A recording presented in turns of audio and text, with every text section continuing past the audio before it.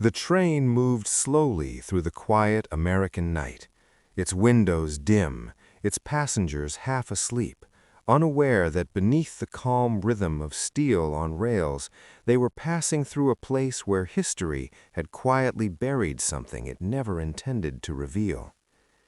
In the early decades of the 20th century, long before highways carved through the deserts and plains of the United States, trains were the silent lifelines of the country.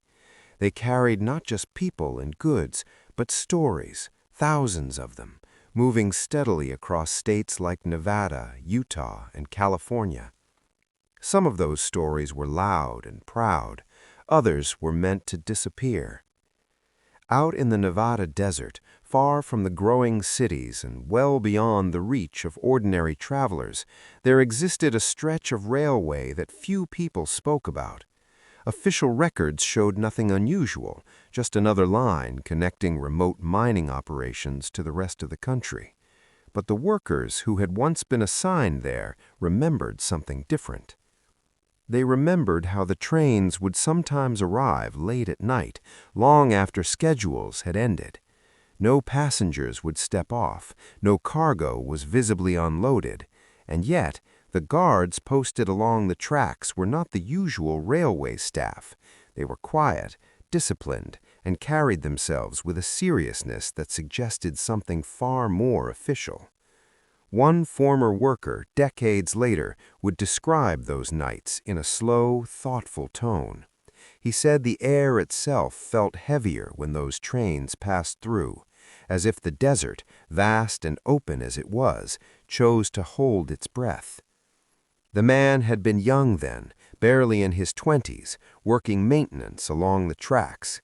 His job was simple: inspect, repair, report. But even simple jobs have a way of leading people into places they were never meant to see. One evening, after a long and uneventful shift, he noticed something unusual. A train had been scheduled to pass earlier that afternoon, but it never arrived. That wasn't entirely uncommon. Delays happened, but as the sun dipped below the horizon and the desert cooled, he heard it. A distant, low hum. Not the sharp, rhythmic clatter of a normal train. This sound was smoother, almost controlled. It grew slowly louder, cutting through the silence of the desert night like a quiet warning. Curious, and perhaps a little too confident, he moved closer to the tracks. What he saw would stay with him for the rest of his life. The train that emerged from the darkness was unlike the others he had seen before. Its exterior was darker, almost blending into the night itself. The windows were either covered or simply not there. There was no visible numbering, no company markings, nothing that would identify its origin. And yet it moved with absolute precision.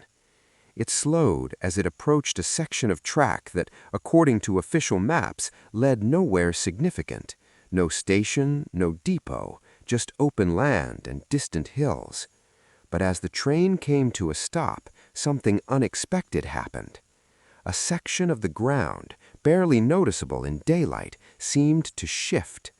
At first he thought it was a trick of the light, but then he saw it clearly, the earth itself opening, revealing what looked like a hidden entrance built directly into the desert floor.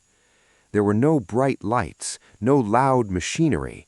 Everything moved quietly, efficiently, as if it had been practiced countless times before. The doors of the train opened. From where he stood, he couldn't see everything, but he could see enough to know that whatever was being moved that night was not ordinary cargo.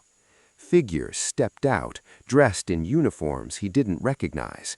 They moved quickly, carrying sealed containers that reflected just enough light to reveal their metallic surfaces. There were no labels, no markings, nothing to suggest what was inside. The entire operation was conducted in near silence. No shouting, no unnecessary movement, just the soft sound of boots on gravel and the faint hum of machinery hidden beneath the ground. He should have left. Every instinct told him to walk away, to pretend he had seen nothing. But curiosity has a quiet way of holding people in place, even when they know better. He stayed, and that decision would change the way he understood history itself. As the last of the containers disappeared into the hidden structure, one of the figures paused. For a brief moment, the man turned his head just slightly, as if he had sensed something. Their eyes didn't meet, not exactly, but the worker felt it, that unmistakable feeling of being noticed. The train remained still for a few more minutes. Then, just as quietly as it had arrived, it began to move again. The ground sealed itself behind it, leaving no visible trace of what had just occurred. By morning, the desert looked exactly as it always had, empty, silent, ordinary. When the worker reported what he had seen, the response was calm but firm. There were no records of such a train, no authorization for any activity in that area. He was advised, politely but clearly, to focus on his assigned duties and avoid unnecessary speculation. And so, like many others before him, he said nothing more. Years passed. The rail line was eventually decommissioned, replaced by modern routes and expanding highways. The workers moved on. The desert remained. But stories have a way of lingering, even when the places that created them are forgotten. Decades later, historians would begin to uncover fragments of information, small, seemingly unrelated details buried within government archives and personal journals, references to restricted transport routes, mentions of classified shipments during a time when the country was rapidly expanding its military and technological capabilities. Nothing conclusive, nothing that proved what the worker had seen, but enough to raise questions. Questions about what had been moved through those deserts under the cover of darkness. Questions about how many similar operations had taken place across the country, hidden in plain sight. And perhaps most quietly of all, questions about whether some parts of history were never meant to be fully understood. The desert, after all, is very good at keeping secrets. The years passed gently, almost unnoticed, as they often do in quiet parts of the American landscape. The rail line in Nevada slowly faded from memory, replaced by newer routes, smoother highways, and the steady hum of progress. Towns that once depended on the railroad adapted or disappeared. Workers who had spent their youth maintaining tracks and watching distant horizons grew older, their stories softening with time. But some memories never quite settled. The young worker, now an old man, had long since left the desert behind. He lived in a small town far from Nevada, where life moved at a slower, more predictable pace. Mornings were quiet, afternoons even quieter, and nights carried a calm stillness that many people found comforting. He rarely spoke about what he had seen, not because he had forgotten, but because the memory never quite fit into ordinary conversation. It wasn't something you could explain over coffee or bring up in casual company. It lingered in the background of his thoughts, like a distant sound you can't quite identify. Still, as he grew older, he began to notice something. Small things at first. A newspaper article mentioning classified rail shipments during wartime. A documentary briefly referencing hidden facilities in remote parts of the country. A passing comment from a historian about how certain operations were never fully documented. Individually, none of it meant much, but together they formed a quiet pattern, and patterns have a way of drawing attention. One evening, as the sun dipped low and cast long shadows across his living room, the old man sat with a stack of papers spread out before him. Clippings, notes, and copies of archived records he had slowly gathered over the years. He wasn't trying to prove anything. He simply wanted to understand. There were references to increased rail activity in the Nevada region during the 1940s, not unusual given the demands of the time. The United States was deeply involved in global conflict, and transportation networks were under constant pressure. But some entries stood out. Shipments listed without clear destinations, routes that appeared briefly in records only to disappear again, mentions of temporary facilities constructed and then removed with little explanation. Nothing definitive, just fragments. Yet the more he read, the more familiar it all felt, like pieces of a story he had already seen but never fully understood. He leaned back in his chair, closing his eyes for a moment. The memory returned, not sharply, but softly, like a dream revisited after many years. The quiet train, the hidden entrance, the silence of the men who moved without speaking. He had spent decades wondering if he had misinterpreted what he saw, whether time had changed the details, reshaped the moment into something it wasn't. But now he wasn't so sure. Across the country, similar stories had begun to surface.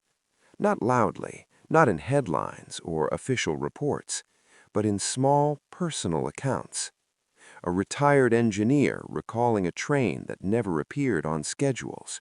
A former military clerk mentioning documents that were sealed before they could be filed. A historian noting inconsistencies in transportation logs from the mid-20th century. Each story was incomplete, but they all shared a quiet resemblance. It was never enough to confirm anything, but it was enough to wonder. One particular document caught his attention. It was a copy of an internal memo dated decades earlier. The language was formal, precise, and carefully worded, as most official documents are. It referenced a temporary logistical transfer point located somewhere in the Nevada desert. No exact coordinates, no detailed description, just a brief mention that the site would be decommissioned upon completion of operations, and that all related records would be restricted under standard protocol. He read the line several times. Decommissioned. It was a simple word, but it carried a certain finality. If the site had been removed, as the document suggested, then there would be nothing left to find. No structure, no entrance, no visible trace of what had once existed. Just desert. Endless, quiet desert. And yet, something about that conclusion felt incomplete. Because while structures can be removed and records can be sealed, the land itself remains. And sometimes the land remembers. Weeks later, driven by a quiet curiosity he could no longer ignore, the old man made a decision. It wasn't sudden, it wasn't dramatic, just a calm, steady choice. He would go back. The journey took time. The Nevada desert had not changed much in appearance, but the paths leading through it were different now. Roads had shifted, landmarks had faded. The precise location he remembered was difficult to find. But memory, even after many years, has a way of guiding people. He drove slowly, following instincts more than directions, until the landscape began to feel familiar in a way he couldn't quite explain. Wide open space, low, distant hills, a silence that felt deeper than ordinary quiet. He stopped the car and stepped out. The air was still. No wind, no movement, just the vast openness of the desert stretching in every direction. For a long moment, he simply stood there, listening. Not for anything specific, just listening. Of course, there was nothing to hear. No trains, no machinery, no hidden doors opening beneath the ground. Only the faint sound of his own breathing and the distant call of something far away. He walked a short distance, his steps slow and deliberate. There were no visible signs of what he had once seen. No markings, no structural remains, nothing that would suggest any kind of human activity had ever taken place there.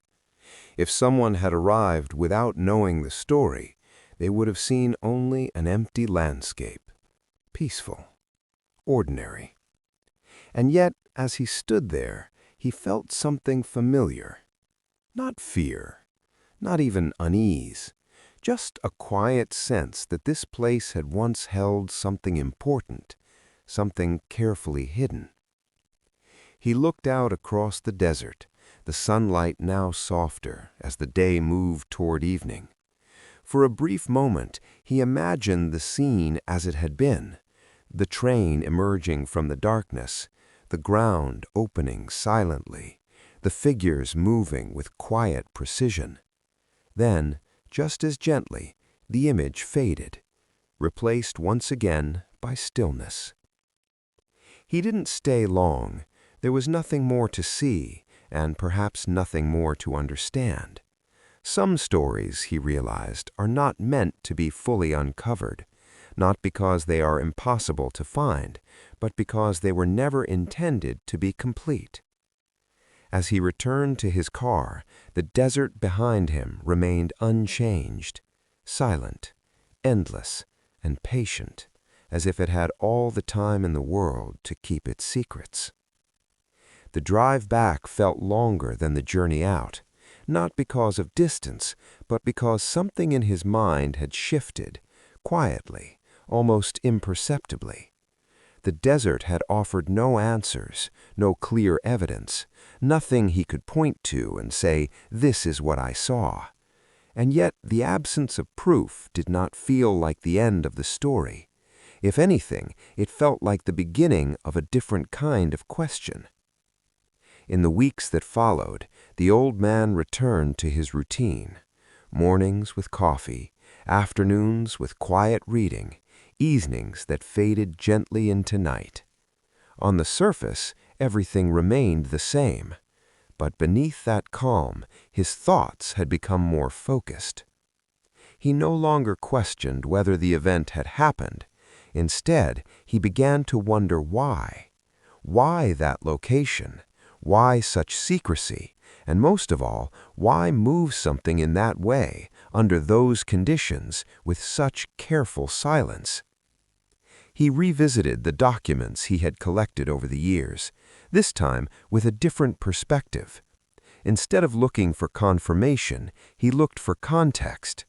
What was happening in the United States during the time he had worked on that rail line? The answer, of course, was complex. The mid-20th century had been a period of rapid change. Technological advancements were accelerating, military projects were expanding. Entire programs were being developed in secrecy, often far from public view. Nevada, in particular, had become a place where certain activities could be conducted without drawing attention. Wide open land, sparse population, natural isolation. It was, in many ways, the perfect setting. He found references to testing grounds, research facilities, and temporary installations that appeared and disappeared over the years.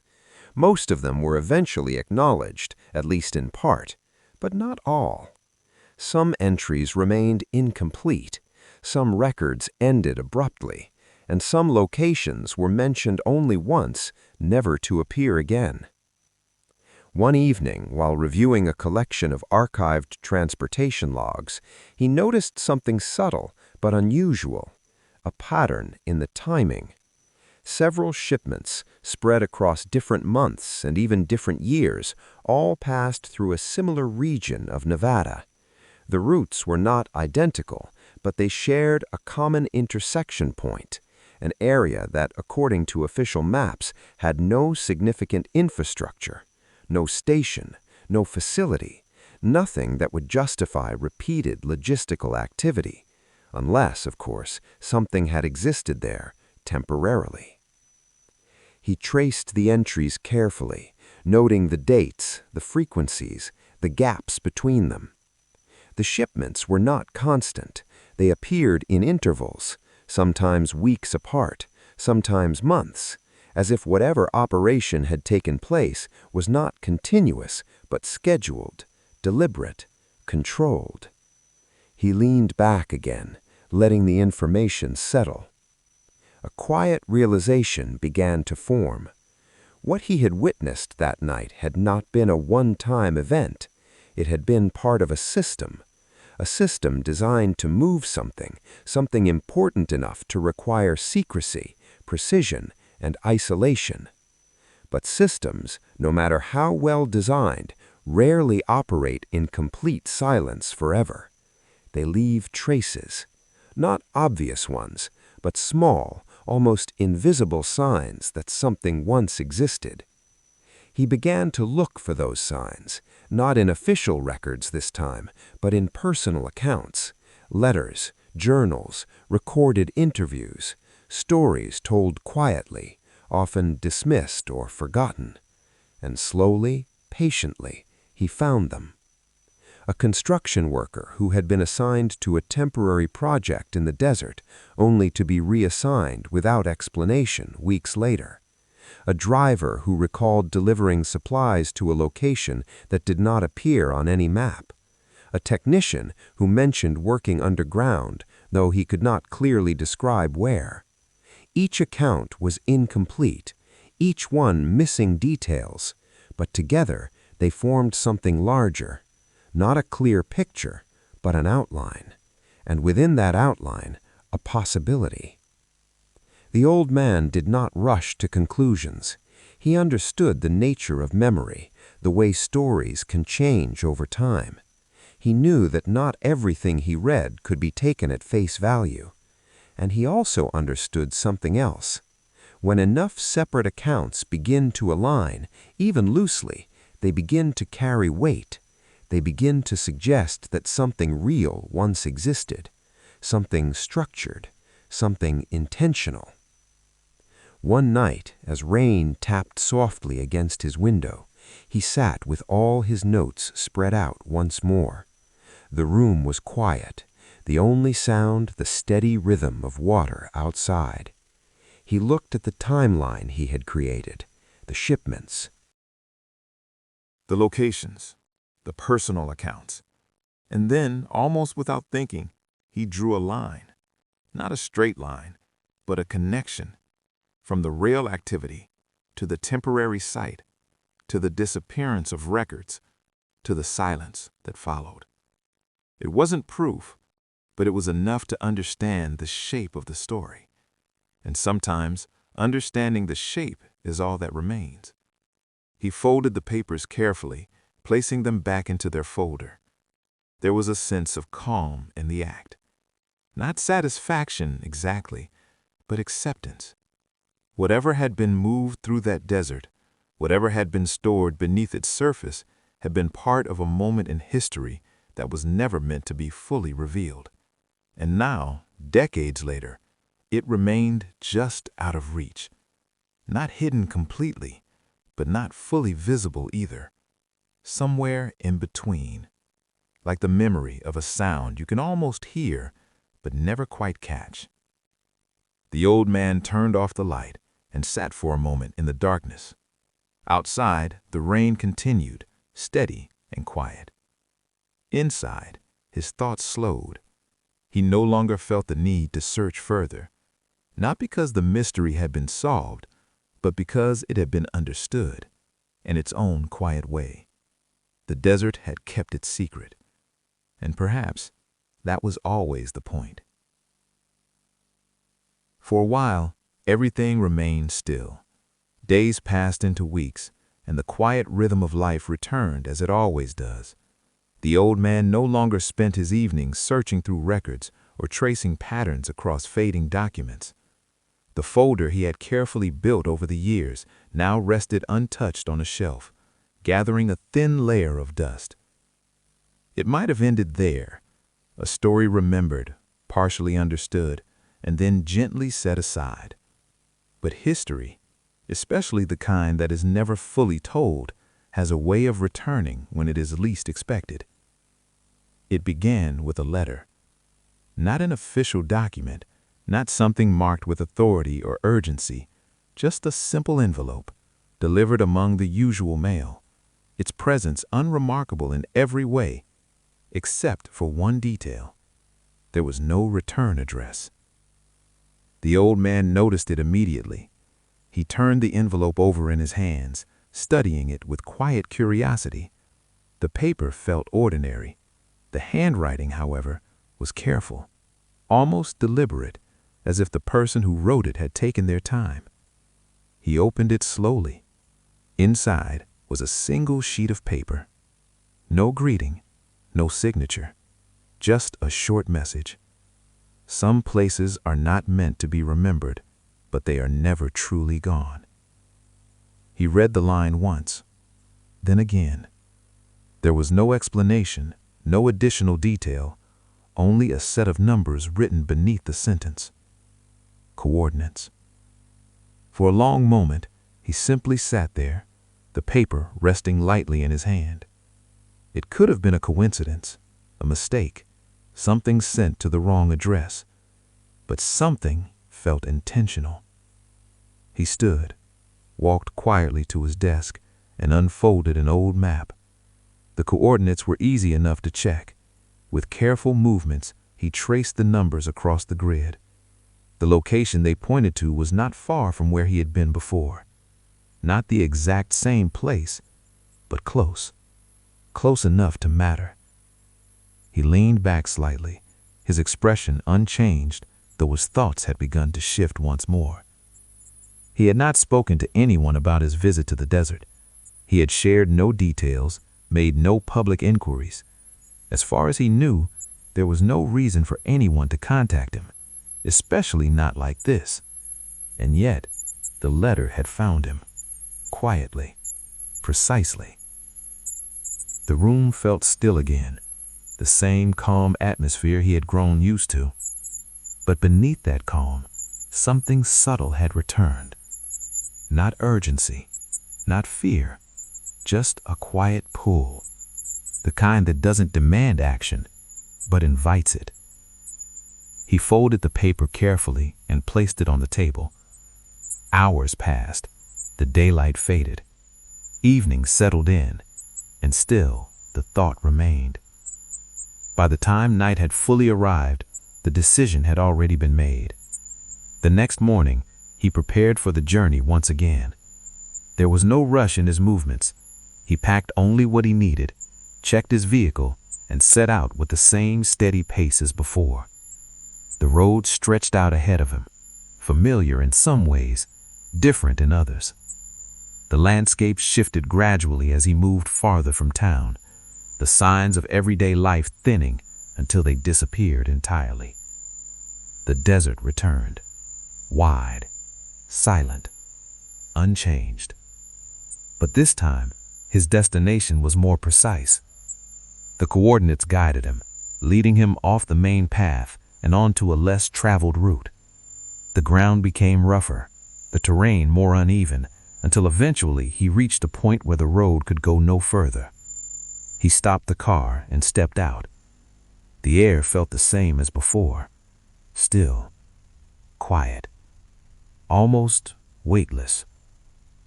He looked around, comparing what he saw to what he remembered. The area was similar, but not identical. The hills were arranged differently.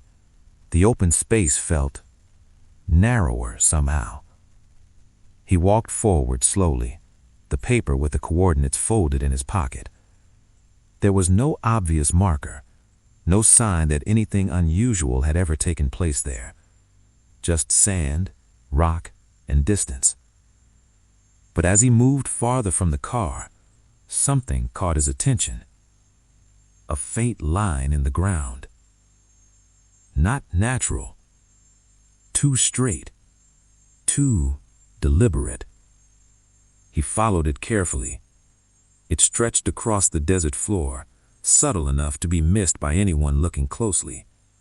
It wasn't a crack or a shadow. It was something else. A seam.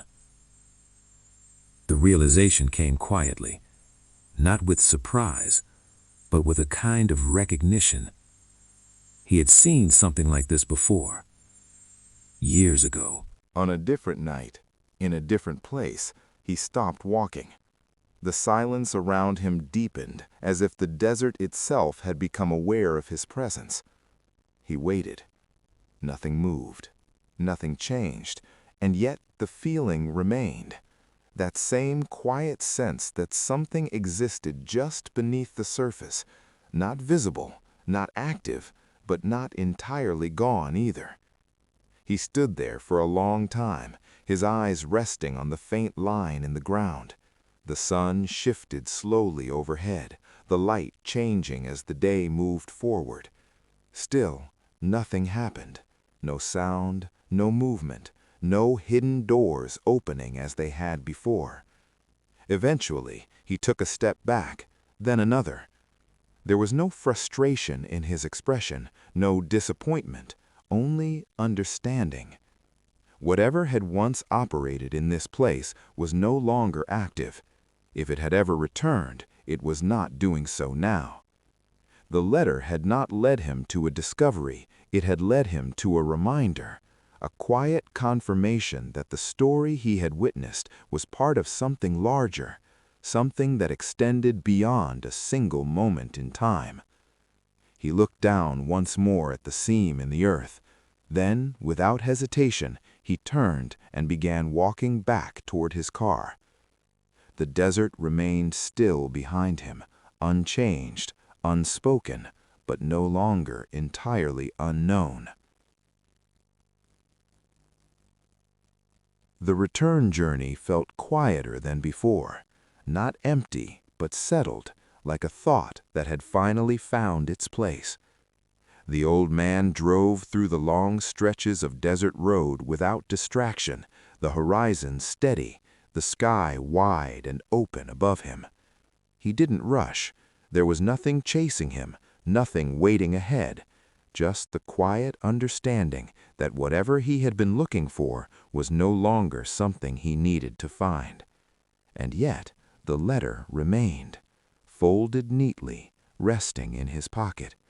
A simple message, a set of coordinates, no explanation, no name.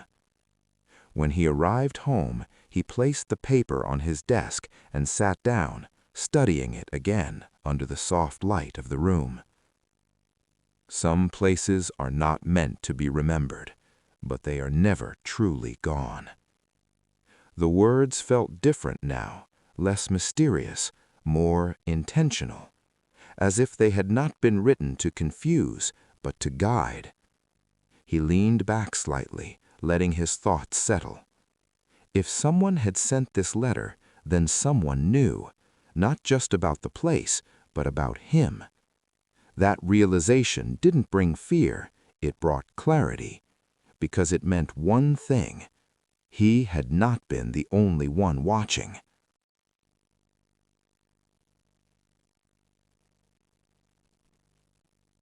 Days passed, quietly as they always did, but this time something subtle had changed in the way he moved through them. His attention had shifted, not outward toward records and history, but inward toward memory itself. He began to revisit that night again, not the surface details, not the train or the figures or the hidden entrance, but the smaller things, the things he had overlooked, the feeling of the air, the exact timing of events, the way everything had unfolded with such precision.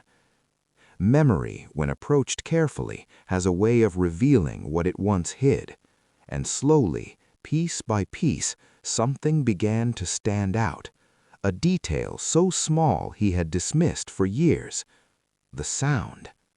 He had always remembered the train being quiet, unusually quiet, but now, as he focused more closely, he realized something else.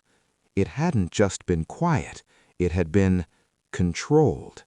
There had been no variation, no irregular rhythm, no mechanical inconsistency. Every movement, every shift in sound had been smooth, perfectly consistent. more consistent than any train he had ever worked with.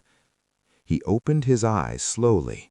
That kind of precision wasn't typical of the rail systems he had known, not at that time, not in that place, which meant the train itself might not have been ordinary, not just in appearance, but in function. He sat up slightly, his attention sharpening. If the transport system had been different, then what it carried might have required that difference, something sensitive, something that couldn't be moved through normal channels. The thought didn't arrive as a sudden realization. It arrived gently, as most truths do when they've waited long enough.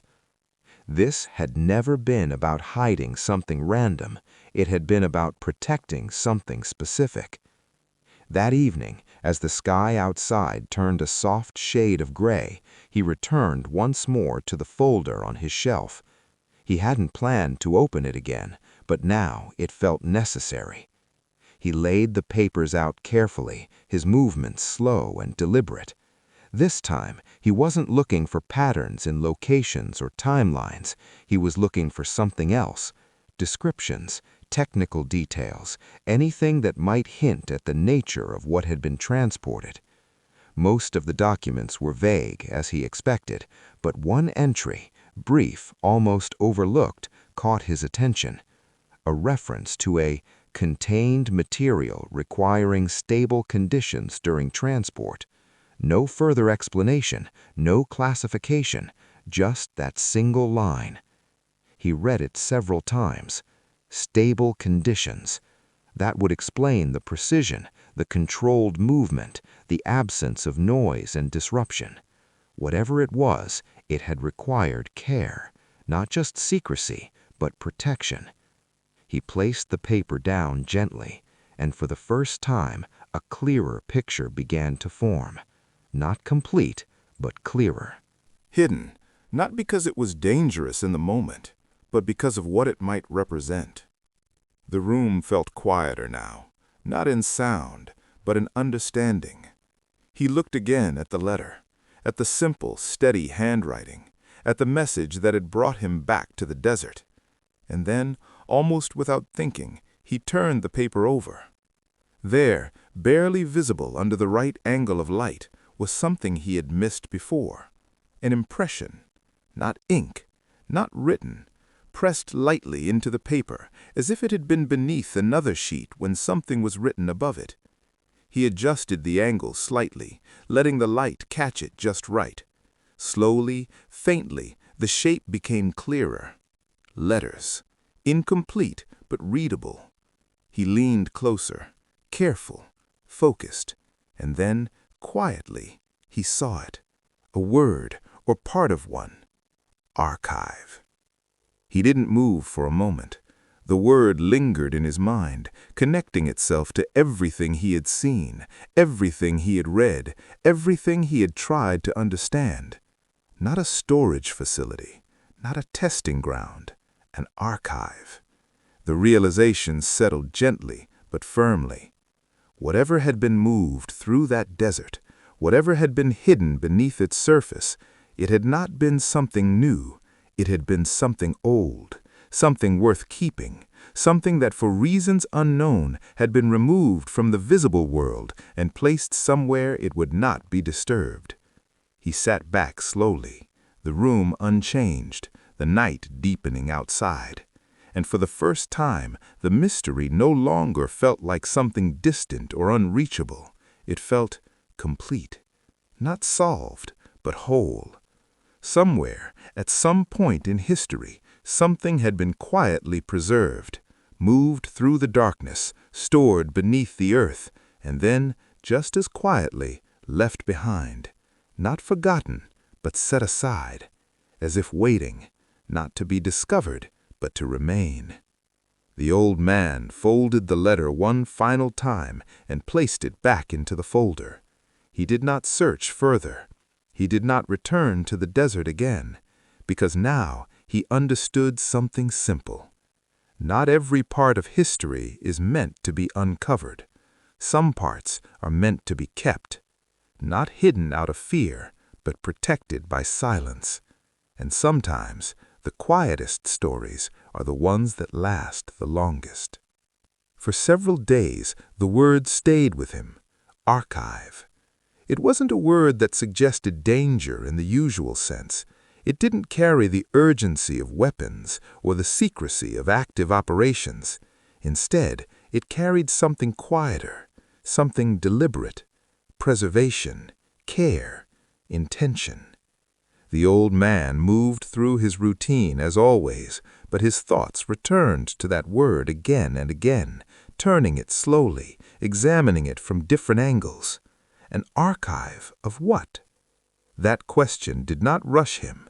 It settled gently, like everything else in this story. Because now, for the first time, he wasn't searching for something hidden. He was trying to understand something that had already been found long before him. One evening, as the light outside softened into dusk, he sat by the window with the folder open once more. But instead of focusing on the documents, he closed his eyes. Memory, he had learned, was not just about images. It was about feeling, about atmosphere, about the details that don't always appear in words. He returned slowly to that night in the desert, the train, the silence, the figures. But this time, he paid attention to something he had ignored before, the way those figures had moved. There had been no urgency, no tension, no sign of fear. They had not behaved like people handling something dangerous. They had behaved like people handling something important, something valuable, something that required respect more than caution. He opened his eyes. That difference mattered, because it changed the nature of the entire event. This had not been about hiding a threat. It had been about protecting something that already existed. The next piece came quietly, not from memory, but from a detail he had nearly overlooked in one of the older records. A brief mention, barely a sentence, referring to the transfer of historical materials requiring environmental stability. At the time, he had dismissed it as vague, possibly unrelated. But now, in the context of everything else, it felt different. Historical materials. Not equipment, not technology, materials. The word suggested objects, physical things, items that could be stored, preserved, archived. He leaned forward slightly, his attention sharpening. If something had been moved and stored beneath the desert, and if it had been described even briefly as historical, then the operation he had witnessed might not have been about the future at all. It might have been about the past. That realization did not come with excitement. It came with a quiet, steady weight. Because the past, especially in a country as vast and complex as the United States, holds more than just well-known events and documented history. It holds fragments, artifacts, records that never made it into public view, stories that were never fully told, and sometimes things that were never meant to be widely known. He stood and walked slowly to the shelf where the folder had rested for so many years. But instead of reaching for it again, he paused. His gaze shifted to something else, an old photograph, framed simply, sitting beside a stack of books.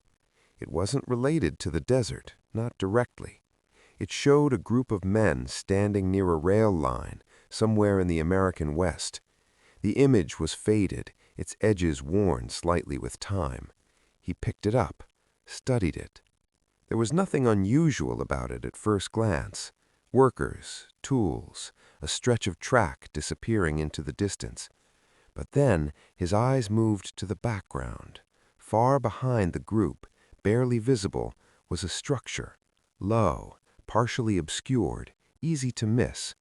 He had seen it before, not in person, but in feeling, in shape, in presence.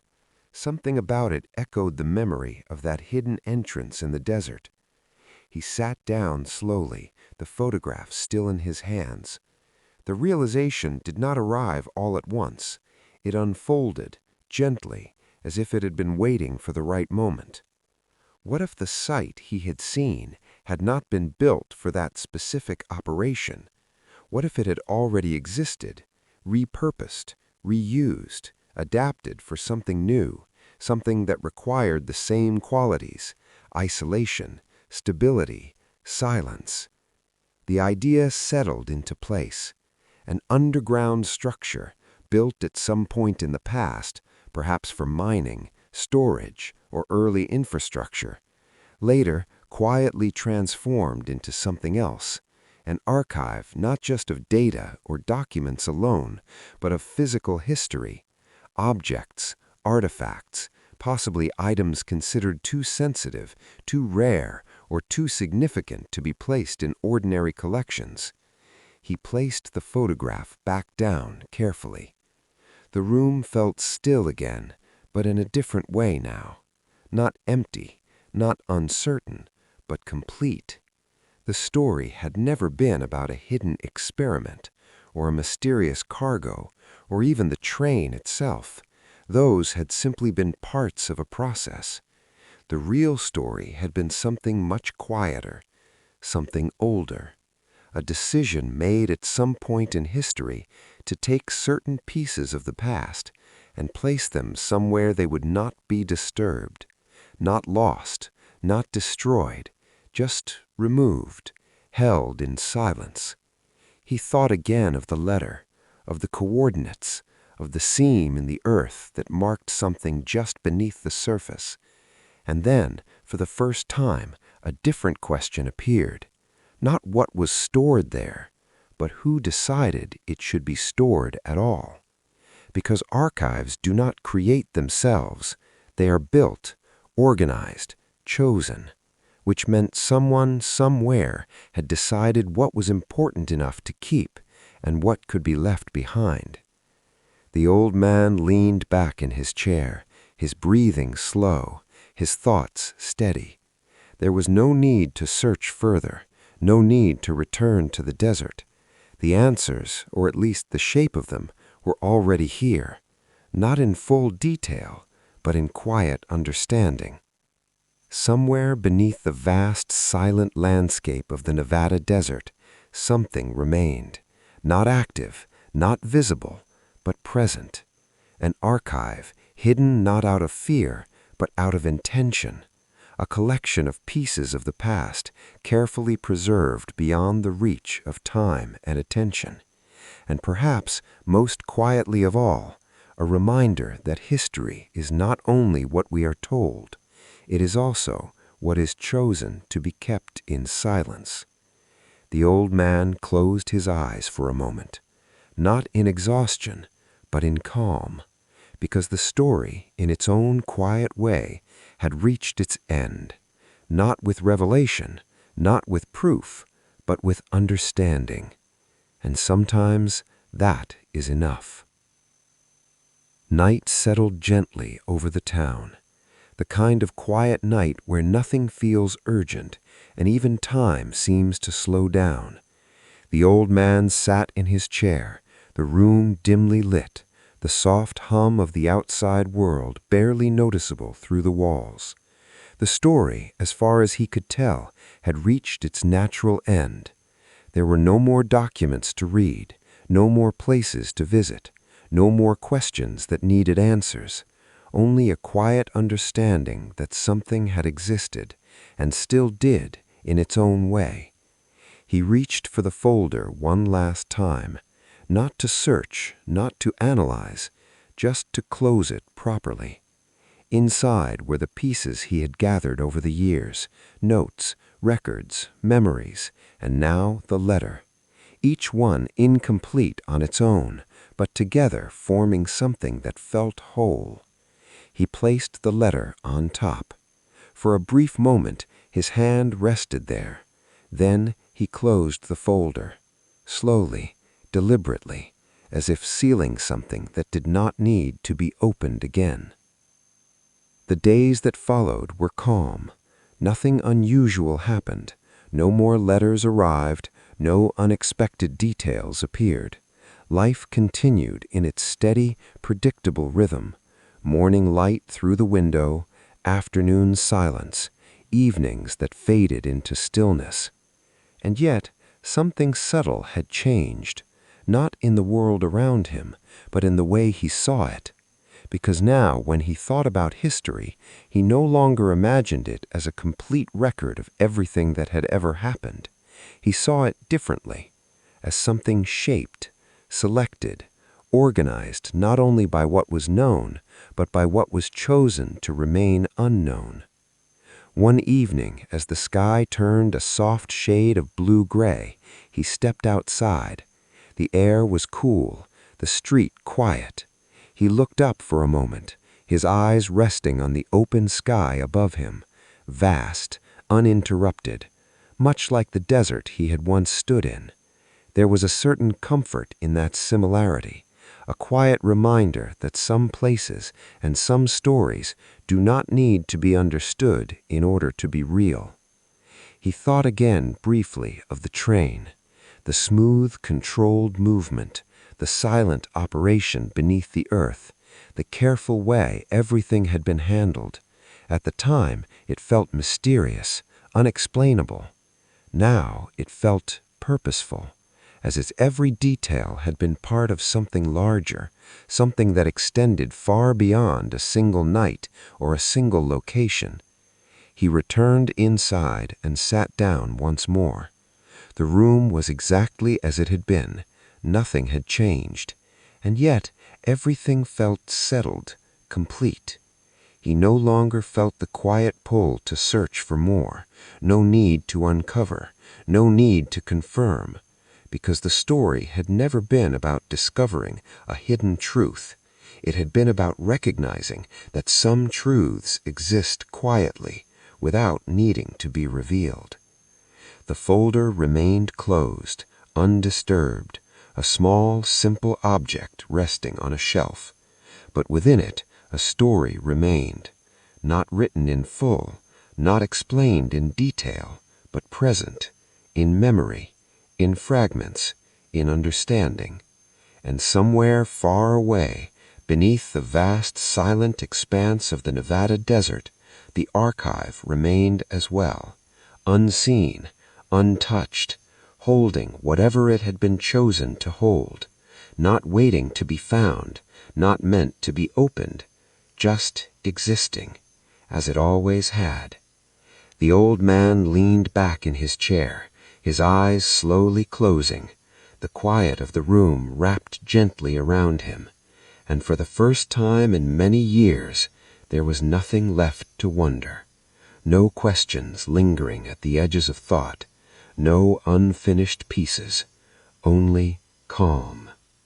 Outside, the night continued, steady and silent, and the story, like so many others in history, settled into that same quiet place, not lost, not forgotten, but softly held just beyond the reach of ordinary understanding, where some stories are meant to remain forever.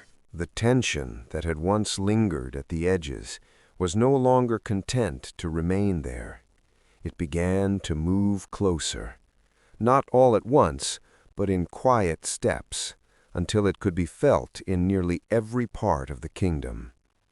Reports arrived more frequently now, carried by messengers who traveled long distances, each one bringing pieces of a larger picture. Small conflicts, disagreements that had grown sharper, moments where words had given way to action. Nothing yet that could not be contained, but enough to show that the balance Catherine had worked so carefully to maintain was becoming harder to hold. Within the court, the atmosphere shifted again, less calm, more watchful. People listened more closely, spoke more carefully, as if every word might carry consequences. Catherine remained steady, but even she could sense that the time for quiet observation alone was beginning to pass. There would still be patience, still understanding, but now those qualities would have to exist alongside something else. Resolve, the ability to act, even when no choice felt entirely right. One evening, as the light faded slowly from the sky and the court settled into its usual silence, a message arrived, different from the others, not because of its length or the way it was written, but because of what it carried. News of a conflict, larger than those before it, more organized, more deliberate. A sign that the divisions within the country had crossed a threshold, that they were no longer simply growing, they were beginning to take shape.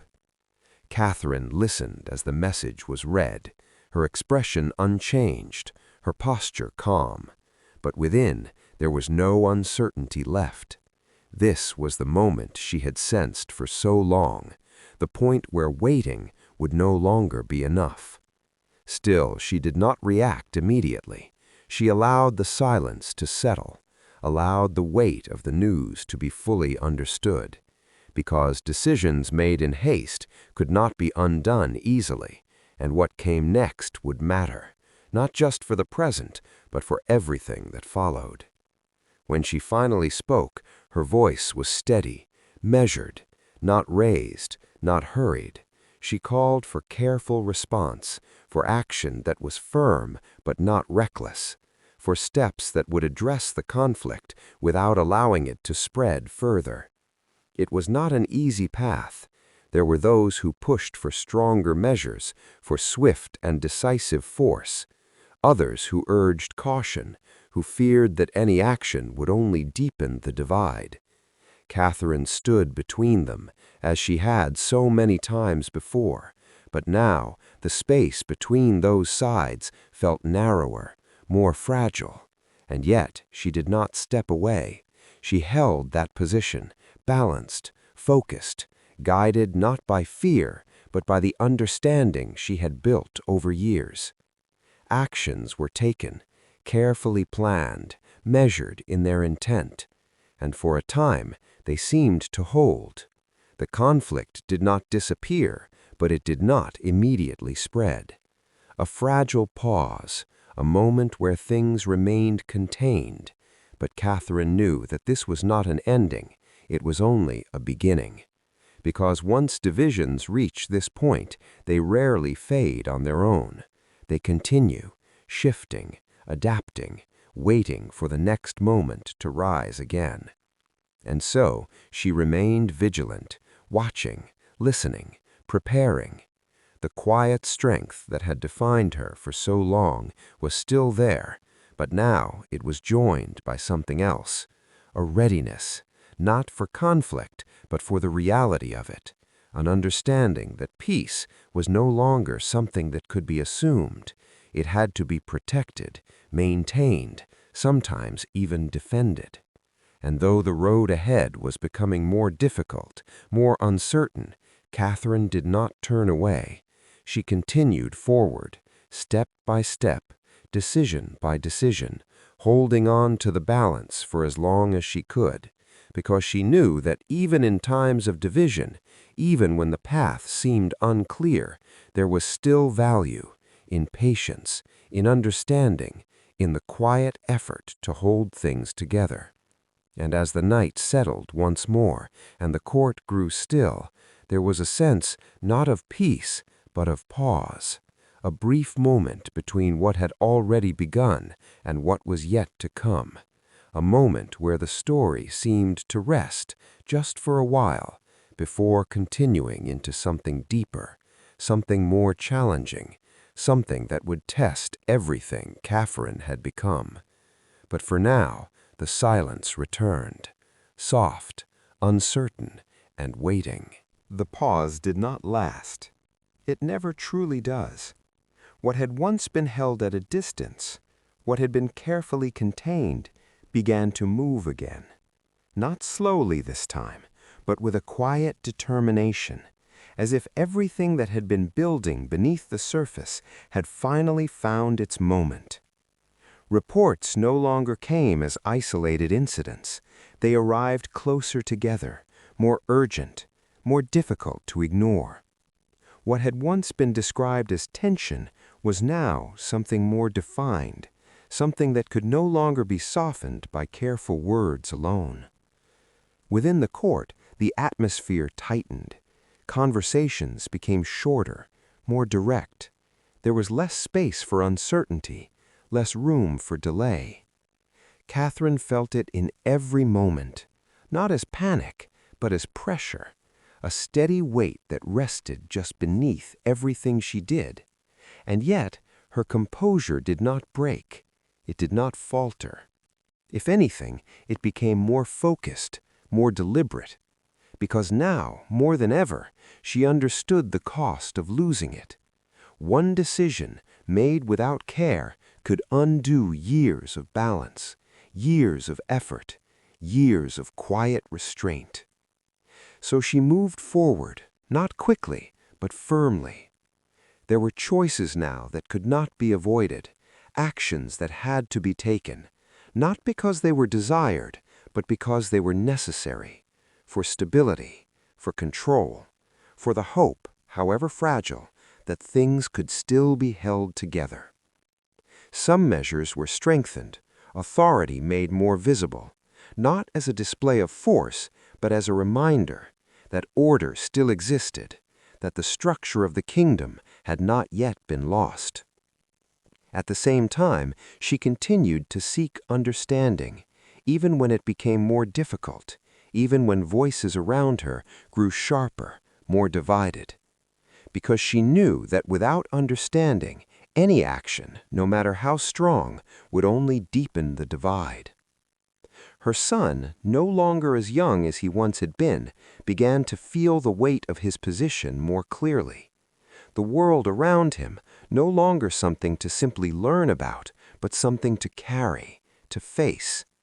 Catherine remained beside him, not shielding him from it, but guiding him through it, helping him see not just the surface of events, but the deeper patterns beneath them, because she understood that the future would belong to him, and he would need more than authority. He would need awareness, patience, the same quiet strength that had shaped her own path.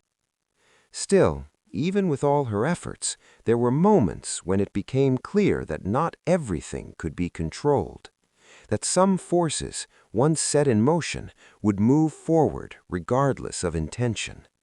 And in those moments, Catherine did not resist reality. She did not deny it. Instead, she adjusted, adapting her approach, finding new ways to respond, to guide, to maintain what stability remained. Because control was never absolute. It was always a balance, a continuous effort to respond to change without being overtaken by it. The nights grew heavier now, not louder, not filled with chaos, but with thought, with the quiet understanding that each passing day brought new challenges, new decisions, new uncertainties. And yet, even in that weight, Catherine remained steady, because she had never relied on ease. She had never expected the path to be simple. Her strength had always come from something else, from the ability to continue, even when the way forward was unclear, even when the outcome could not be guaranteed. And so the story moved on, no longer just unfolding, but deepening, becoming more complex, more demanding, each moment building upon the last, leading toward something that could not yet be fully seen, but could be felt, clearly, inevitably, approaching. And at the center of it all, Catherine stood, not unchanged, but strengthened by everything that had come before, ready not for a single moment, but for whatever would follow, even if that meant facing the limits of what she could hold together, even if that meant watching the balance she had worked so hard to maintain begin to shift once again. But for now, she continued, as she always had, calm, focused, and moving forward, one quiet decision at a time. The balance, so carefully maintained, began to slip. Not all at once, not in a single moment that could be pointed to and named, but in small fractures, barely visible at first, then slowly impossible to ignore. The conflicts that had once seemed distant had now spread, wider, closer, no longer confined within a few regions, but reaching across the kingdom, touching lives, disrupting the fragile sense of order that Catherine had worked so long to preserve. Reports came with increasing urgency, not just of disagreement, but of violence, of communities turning against one another, of fear replacing the quiet tension that had once defined these divisions. And within the court, there was no longer any illusion of calm. The atmosphere had changed completely. Voices were sharper, decisions more pressing. There was less time to consider, less space to wait. And yet, Catherine did not abandon her approach. She could not, because without it there would be nothing left to hold on to. Still, she knew that the moment had come where patience alone would not be enough. Stronger actions were required, not out of desire, but out of necessity, to prevent the kingdom from breaking apart entirely. And so, she began to make choices, more decisive than before, more visible. Actions that would once have seemed too firm now became unavoidable. For every decision, there were consequences, some immediate, others unfolding slowly in ways that could not be fully predicted. There were those who supported her, who believed that order had to be restored at any cost, and there were those who opposed her, who saw each action as a step too far, as something that would deepen the divide rather than heal it. Catherine listened, as she always had, but now listening was only part of what was required. She had to act, even knowing that no choice would satisfy everyone, that every path forward carried its own risks, its own uncertainties. Her son, now more aware than ever, stood within this shifting world, no longer shielded by distance or youth, but directly affected by every decision, every outcome. Catherine remained beside him, not as a protector from reality, but as a guide through it, helping him understand that leadership was not about certainty, but about responsibility, about making choices even when none of them felt right. The weight of it all grew heavier with each passing day, not just for her, but for the entire kingdom. And still, there were moments, brief, quiet, where the world seemed to pause, where the noise faded and only silence remained. In those moments, Catherine allowed herself to reflect, not on what had gone wrong, but on what still remained, what could still be held together, what could still be guided towards something better. Because even in the midst of conflict, even when the path seemed uncertain, there were always choices, always possibilities, however small, however fragile, and it was those that she focused on. Not the chaos, not the division, but the narrow space where something could still be preserved, still be shaped, still be guided towards something better. Even if that better future felt distant, even if it could not yet be clearly seen. The story had moved far from where it began, from quiet observation to careful balance, to this moment where everything felt uncertain, fragile, at risk of breaking. And yet, Catherine remained, not untouched by it, not unaffected, but unbroken. Because her strength had never come from control, it had come from endurance, from the ability to continue even as the world around her changed, even as the balance shifted, even as the outcome became harder to predict. And so, she moved forward, not with certainty, but with purpose, holding on to what she could, letting go of what she could not, and guiding the kingdom through one of its most difficult moments, as best as anyone could, as best as she could. And though the future remained unclear, though the path ahead was filled with challenges, the story did not stop. It could not, because history, even in its most difficult moments, always continues, slowly, unfolding, one decision, one consequence, one quiet moment at a time. And somewhere in that unfolding, the next chapter was already beginning, waiting just beyond the present, ready to reveal itself. The next chapter did not arrive with clarity. It came with confusion, with moments that did not seem to connect. Events unfolding in different places at different times, yet all part of the same growing storm. What had once been tension, what had slowly become conflict, was now something far more difficult to contain. It moved unpredictably, shifting from one region to another, rising suddenly, then quieting, only to rise again. There was no single center anymore, no single place where it could be addressed. It had spread into the fabric of the kingdom itself. And Catherine, standing at the center of it all, understood something clearly now. This was no longer about preventing conflict. That moment had passed.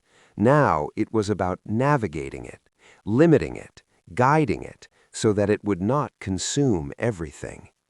Within the court, the pressure had become constant. There were no longer quiet days, no longer moments of simple routine. Every hour carried weight, every decision mattered. Advisors spoke more urgently, their voices no longer calm, but edged with concern, with insistence, each one offering a different path, a different solution, and yet none of them offered certainty, because there was none to offer. Catherine listened, still always listening, but now her responses came more quickly, not rushed, but decisive, because hesitation could no longer be afforded.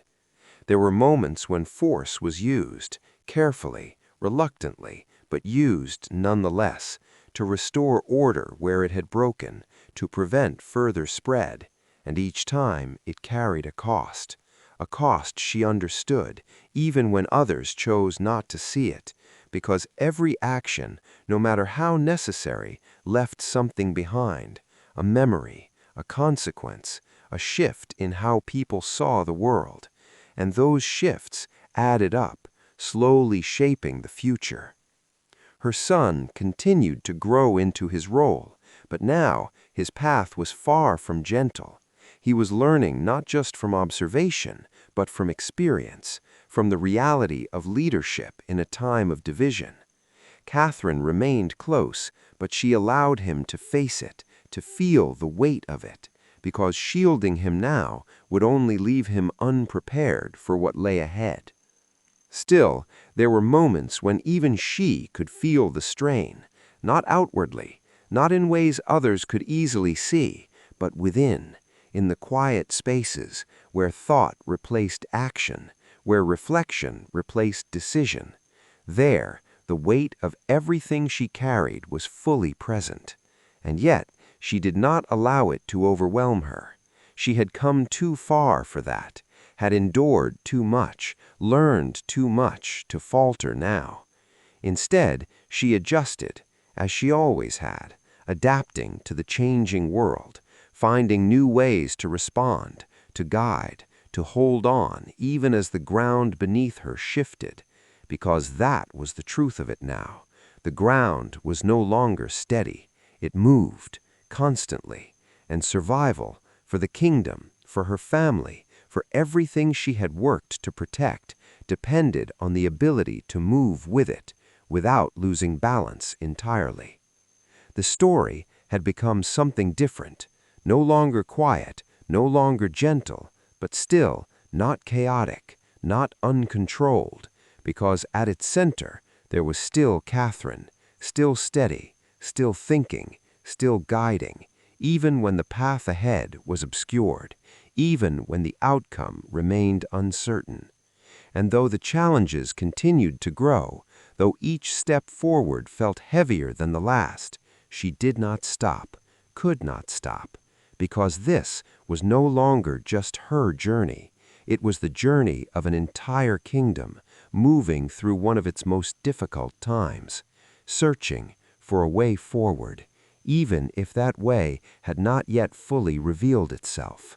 And so the story continued, not with resolution, not with clarity, but with movement, slow, steady, uncertain, and yet unstoppable, as all history is, carrying everything with it toward whatever would come next.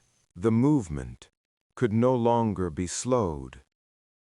What had once been guided, carefully shaped, now began to push forward with a force of its own. Beyond control, beyond quiet influence, events unfolded faster, not in a rush that could be clearly seen, but in the way one moment no longer settled before the next one arrived. Catherine felt it, the narrowing of time, the shortening of distance between cause and consequence. There was less space now to reflect, less room to wait. And yet, she did not abandon herself to urgency. Even as the world around her began to move more quickly, she held on to her pace, because she knew if she allowed herself to be pulled into that speed, she would lose the one thing that had always guided her: clarity. The conflicts across the kingdom had reached a point where they could no longer be described as separate. They were connected now, feeding into one another, strengthening each other, creating a cycle that was difficult to break. And within that cycle, fear had begun to grow, not just among the people, but within the structures of power itself. Fear of losing control, fear of losing stability, fear of what might come next. Catherine recognized it immediately, because fear, more than anything else, had the power to destroy balance, to push people toward extremes, to turn uncertainty into action without thought. And that was something she could not allow. So, even as pressure increased, even as voices around her grew louder, more urgent, more insistent, she remained steady, grounded, refusing to let fear become the guiding force. Her decisions, though more frequent now, remained measured, each one considered, not just for its immediate effect, but for what it might lead to, because by now she understood fully that the future was shaped not by a single moment, but by the accumulation of many, and each of those moments mattered. Her son stood closer to that reality now, no longer observing from a distance, but living within it, feeling its weight, its complexity, its uncertainty. Catherine watched him carefully, not with doubt, but with awareness, knowing that his path would be even more difficult than her own, because he had not been given the years of quiet preparation that she had. And so she guided him more directly now, not just through example, but through words, through shared understanding, helping him see that strength did not come from force alone, but from control, from patience, from the ability to remain clear even when everything else became clouded. Still, even with all her efforts, there were moments that could not be shaped, events that unfolded beyond her reach, beyond anyone's reach. And in those moments, the limits of control became clear, not as failure, but as reality, a truth she accepted without resistance, because resisting it would only lead to greater loss. Instead, she adapted, again and again, finding ways to respond to what could not be prevented, to guide what could not be stopped, to preserve what could still be saved. The nights, once quiet and reflective, now carried a different feeling, not heavier, but sharper, filled with a clarity that came from knowing that each day ahead would demand more focus, more strength, more endurance.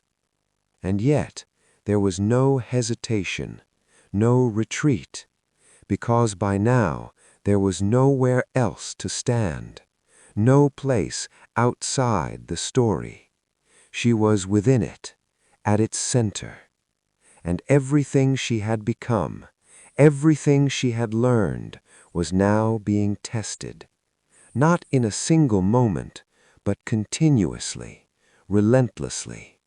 And still she remained, unshaken, not because the world was stable, but because she had learned how to stand even when it was not.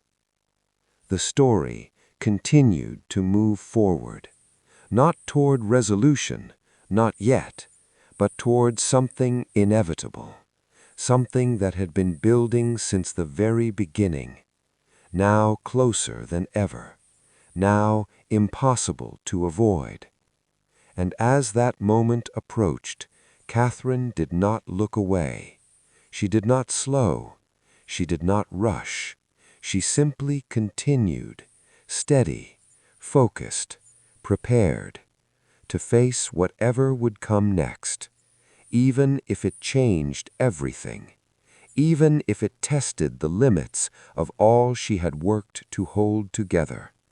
Because this was the nature of history, not gentle, not predictable, but always moving, always unfolding, and always demanding more. The moment that had long been approaching finally began to take form, not as a single event, but as a series of moments, each one connected, each one building upon the last, until it became clear that something irreversible was unfolding. The divisions that had once been argued, debated, carefully managed, were now breaking into the open, no longer contained by words, no longer softened by distance. They had become real, visible, unavoidable. Across the kingdom, conflict no longer appeared as scattered incidents. It had taken root, deep, spreading through cities, through communities, through lives that had once existed side by side, and now stood apart, facing one another, with uncertainty, with fear, sometimes with anger. Within the court, there was no longer any sense of normal rhythm. Everything had changed. The structure remained, the titles, the positions, but the feeling was different, tighter, more fragile, as if everything held together by threads that could break at any moment. Catherine saw it clearly. There was no illusion left, no sense that things could return to what they had been. That time had passed. Now the only question was what would come next, and how much could still be preserved. Her decisions became sharper, more immediate, not rushed, but no longer distant. She acted when needed, spoke when necessary, held silence when it served a purpose. Every choice intentional, because there was no longer room for uncertainty in action, even if uncertainty still remained in outcome. Her son, now standing fully within his role, faced the reality of power in its most difficult form, not as authority alone, but as responsibility, as consequence, as the weight of decisions that affected not just a court, but an entire nation. Catherine remained near, but she no longer stood in front. She stood beside, allowing him to take his place, while still guiding, still supporting, still ensuring that he did not stand alone. because even now, in the most uncertain of times, guidance mattered, steadiness mattered, the presence of someone who understood, who had seen it all unfold, who could remain calm when everything else threatened not to be. Still, outside the walls of the court, events continued to escalate. Moments of conflict grew more intense, more difficult to contain. What had once been preventable now often was not, and each of those moments left a mark on the people, on the land, on the future that was slowly being shaped by everything that was happening now. Catherine knew that some of these things could not be undone, that history, once it reached this point, did not move backward, it moved forward, through consequence, through result, through the unfolding of everything that had been set in motion. And yet, even with that understanding, she did not give in to it. She did not allow inevitability to become inaction, because even within a path that could not be changed entirely, there were still choices, still moments where direction could be shaped, even slightly, even quietly, and those moments still mattered, perhaps more than ever. The nights grew quieter again, but not with peace, with anticipation, with the sense that something larger was just ahead, something that would define not just the present, but everything that followed.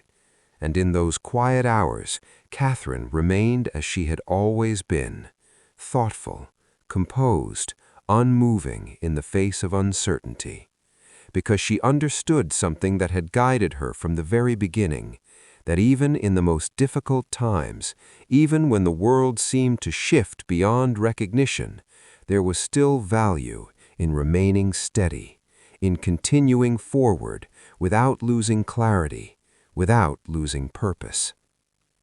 The story had reached a point where it could no longer return to its earlier calm, where everything that followed would carry the weight of what was happening now.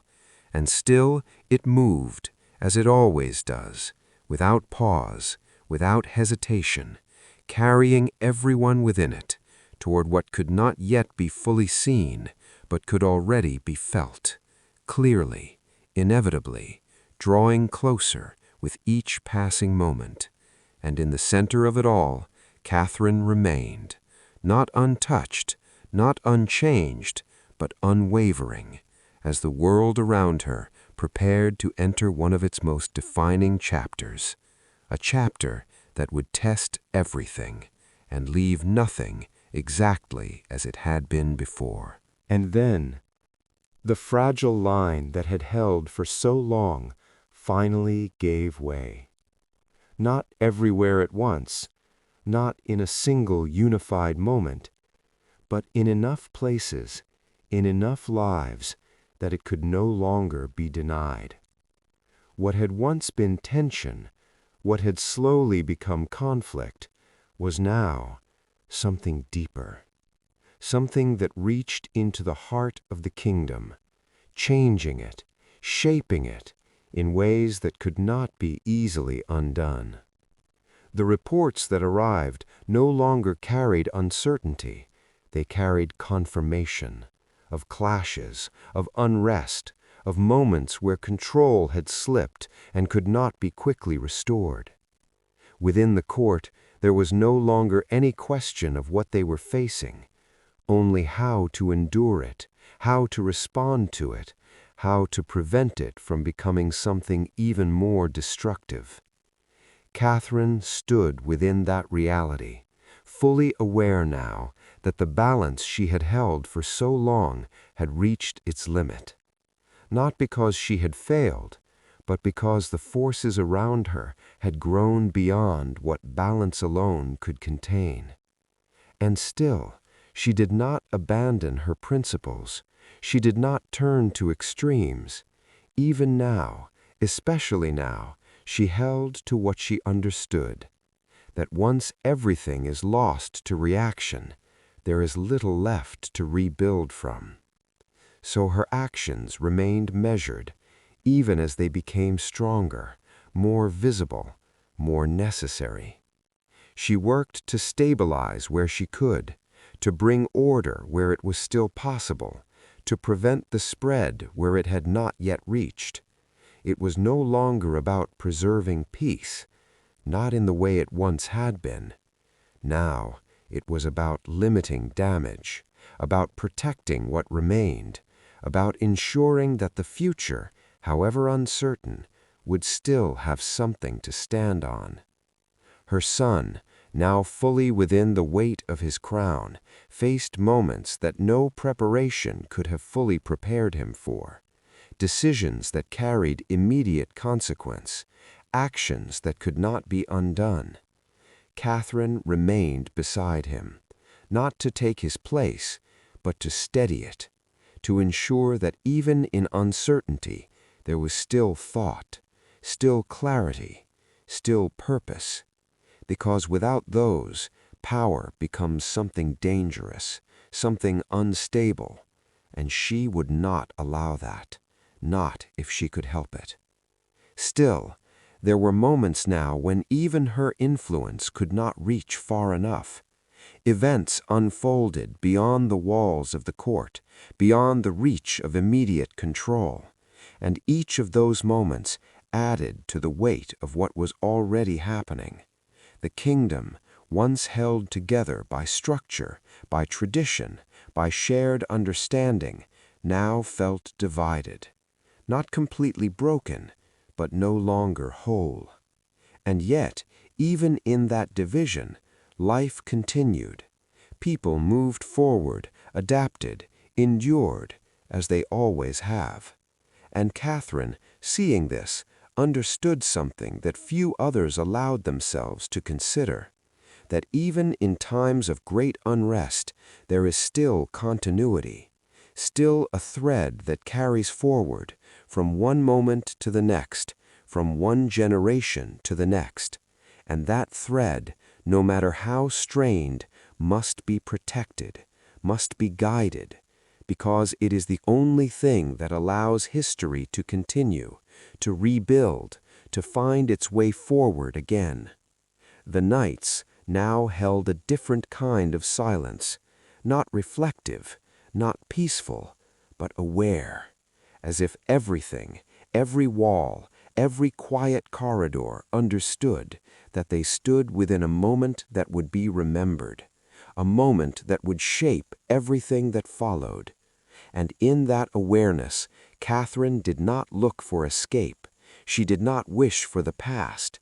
She remained where she was, fully present, fully engaged, because this was the moment she had been moving toward all along, not by choice, but by path, by time, by everything that had come before. And though the future remained uncertain, though the outcome could not yet be seen, she did not waver, because her role had never been to control everything. It had been to guide, to steady, to endure. And that she continued to do, even as the world around her changed beyond recognition, even as the story entered its most difficult chapter, one where resolution was not yet possible, one where every step forward would carry both loss and the possibility, however distant, of something new. And so the story moved on, through uncertainty, through conflict, through the quiet determination of those who refused to stop.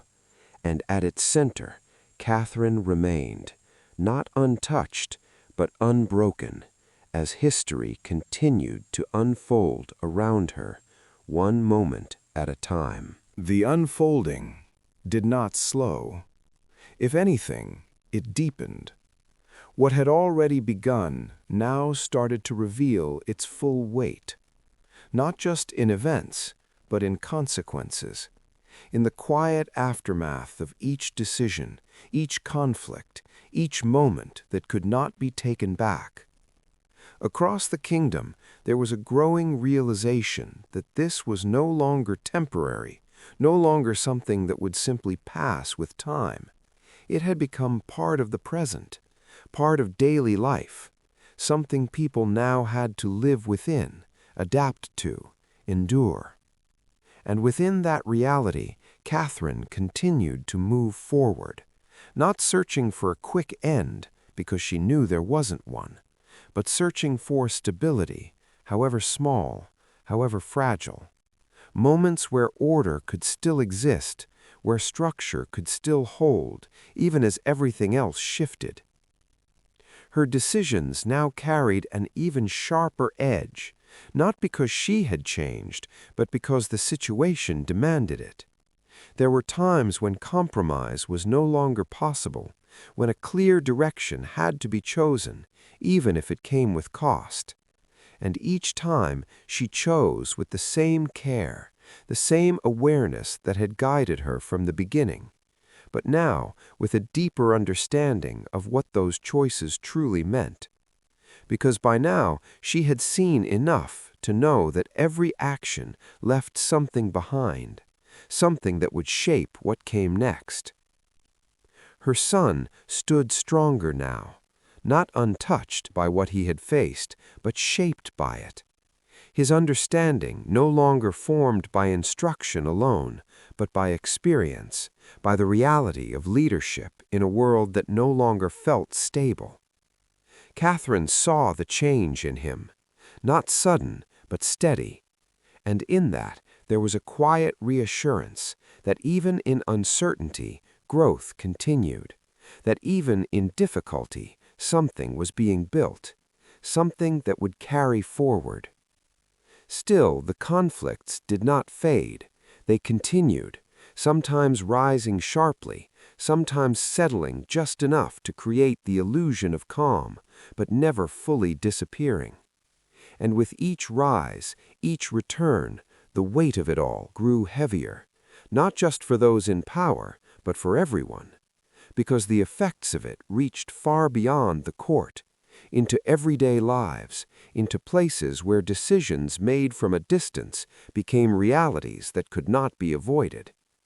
Catherine understood this, perhaps more clearly than anyone, because she had always looked beyond the immediate moment, beyond the walls of the court, into the broader picture, into the lives affected by every choice.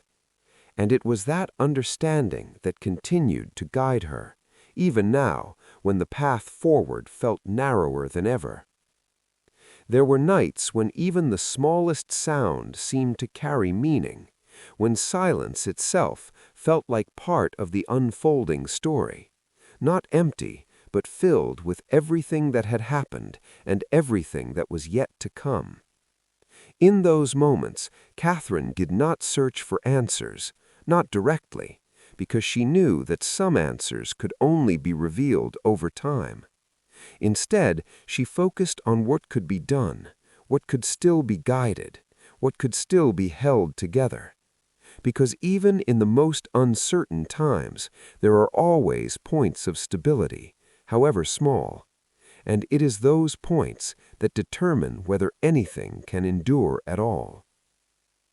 The story had moved far beyond its beginning, far beyond quiet observation, far beyond careful balance. It now existed within complexity, within challenge, within a constant state of change. And yet, at its core, something remained: the steady presence, the quiet determination, the refusal to give in to chaos, to fear, to the loss of clarity. Catherine still stood at that center, not controlling everything, but guiding what she could, holding on to what remained, and ensuring that even in the midst of uncertainty, the story did not lose its direction entirely. Because direction, even when imperfect, is what allows movement forward, and without it, there is only drift, only loss, only silence without meaning. But that was not what she allowed, not while she still stood, not while she could still act. And so the story continued, not toward an easy end, not toward immediate resolution, but forward, always forward, carrying with it everything that had been, everything that was, and everything that had yet to unfold, into a future, still uncertain, still forming, but no longer untouched by the weight of history itself. The future no longer felt distant. It had begun to arrive, not as something waiting ahead, but as something already forming in every decision, every consequence, every quiet moment that followed. The line between present and what came next had started to blur, because now everything that was happening was shaping what would remain. Across the kingdom, there was a shift, not in the sense that conflict had ended, but in how it was understood. People no longer waited for things to return to how they had been. They had begun to accept that this was the new reality. Uncertain, divided, yet still moving forward. And within that acceptance, there was something else. Not peace, but endurance. A quiet resilience, the kind that does not announce itself, but reveals its strength over time. Catherine saw it, not just in the reports, not just in the words of those around her, but in the pattern of events themselves, in the way life continued, even as everything changed. And this understanding shifted something within her, not her purpose, not her clarity, but the way she approached what remained. Because now it was no longer about holding everything together. That was no longer possible.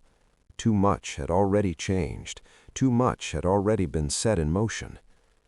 Now it was about shaping what would come after, guiding the future even as the present remained uncertain. Her decisions reflected this. They became less about immediate control and more about long-term direction, less about stopping what could not be stopped, and more about ensuring that what followed would not be without structure, without meaning, without the possibility of rebuilding. Her son, now carrying more of the weight himself, began to understand this shift as well. That leadership was not always about resolution, but about continuity, about ensuring that even through difficulty there remained a path forward, a way for the story to continue without losing itself entirely. Catherine guided him through this realization, not with instruction alone, but through the choices she made, through the way she held steady even when everything else seemed uncertain, because in the end, that steadiness was the foundation upon which everything else rested. Still, the challenges did not disappear.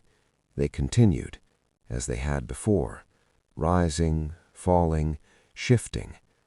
But now there was a different perspective, a broader understanding, that what they were moving through was not just a moment, but a transformation, something that would define the kingdom for years to come.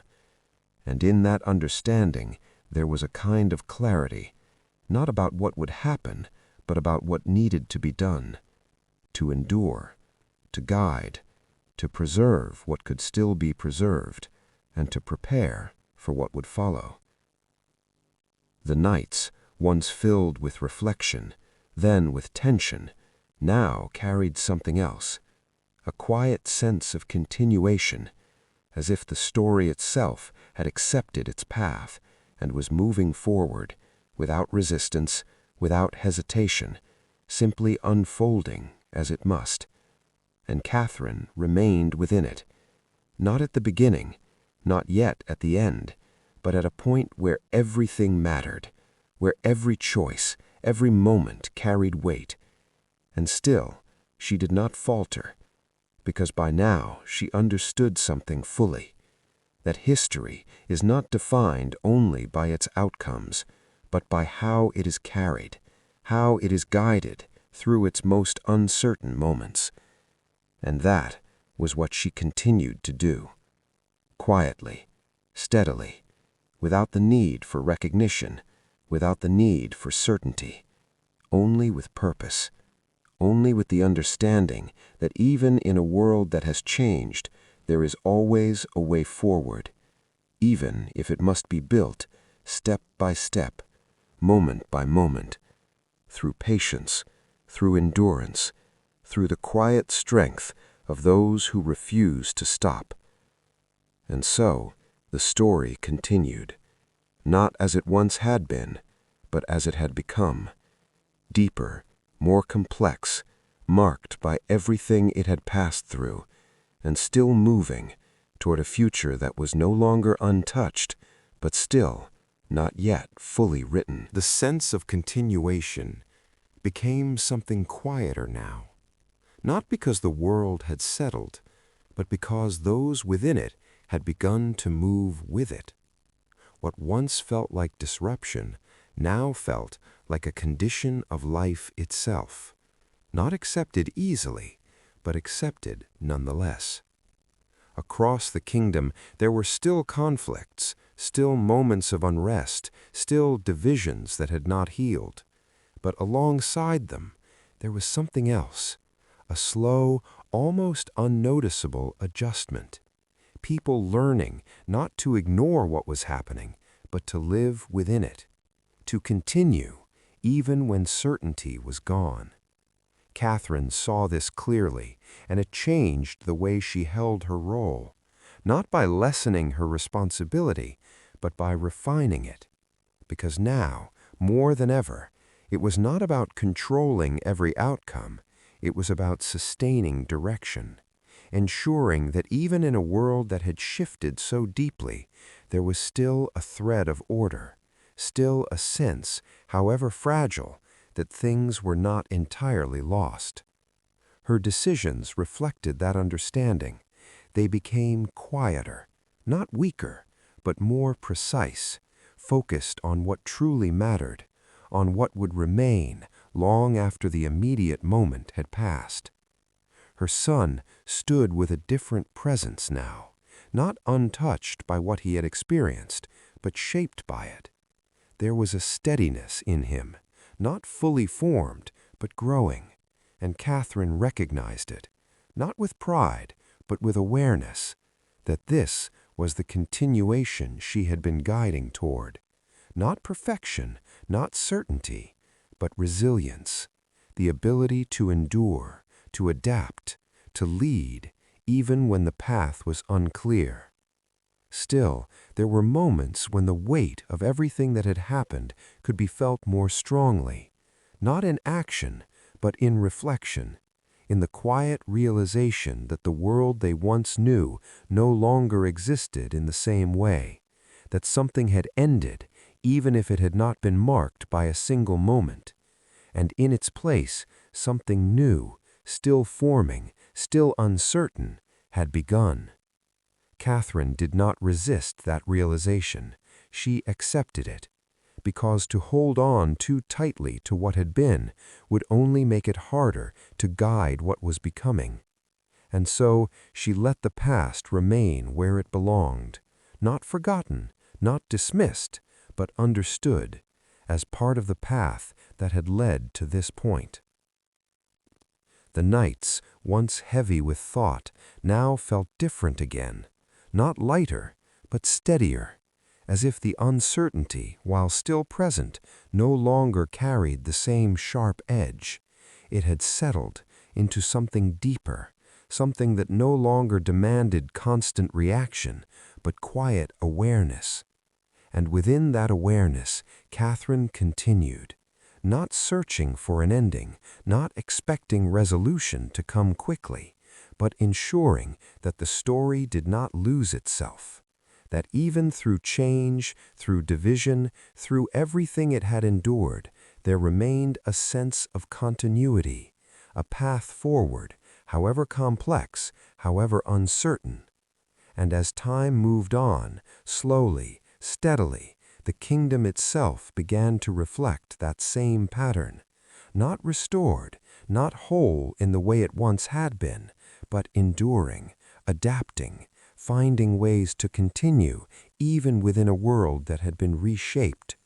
And at the center of it all, Catherine remained, not as she had been, but as she had become, a presence not defined by control, but by guidance, not by certainty, but by clarity within uncertainty.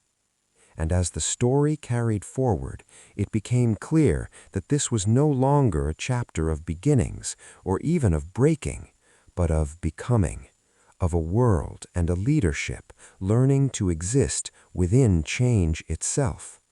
And though the future remained unwritten, there was one thing that no longer felt uncertain, that the story would continue, not because it was easy, not because it was certain, but because it must, carried forward by those who remained, steady enough to guide it through whatever came next. And so, what followed was not an ending, but a settling, not of conflict, not of division, but of understanding. A quiet recognition that the world had changed and would not return to what it once had been. This understanding did not arrive suddenly. It formed slowly through experience, through time, through the weight of everything that had already unfolded. Across the kingdom, there were still echoes of what had passed, still moments where tension rose again, still places where the divisions remained visible. But alongside those, there was something deeper now, a kind of stillness, not peaceful, but grounded, as if the land itself and the people within it had begun to absorb what had happened, to carry it rather than resist it. Catherine saw this shift, not with relief, but with clarity, because she understood that this was not resolution, this was continuation, a different kind, one that did not erase the past, but moved forward with it. Her role had changed once more, not in title, not in position, but in purpose. She was no longer only guiding through uncertainty, she was guiding through what came after, through the shaping of a world that had already been altered. Her decisions reflected that.